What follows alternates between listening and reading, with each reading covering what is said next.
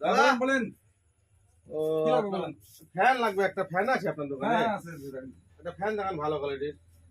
এই দেখেন দাদা এটা ভালো ফ্যান। আচ্ছা, এটা কি কিসে চলবে এটা? এটা চার্জিং দাদা, চার্জ দিয়ে চলান। একটু কম সম হবে না?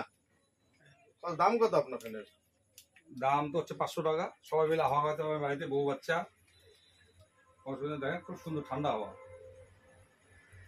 কম কম কত হবে? কম হবে না দাদা, এটার সাথে এই ফ্যানটা ফ্রি আছে, যদি আপনার নেন তো এটা একদম ফ্রি, 1 পয়সা লাগবে না। আচ্ছা, কি বলেন, এটার সাথে এটা ফ্রি? আর এটা ফ্রি, এটা নিলে দাম কম হবে না। হ্যাঁ এটা এটা এটার সাথে এটা নিলে পরে ফ্রি, এটা 1 পয়সা লাগবে না? 1 পয়সা লাগবে না।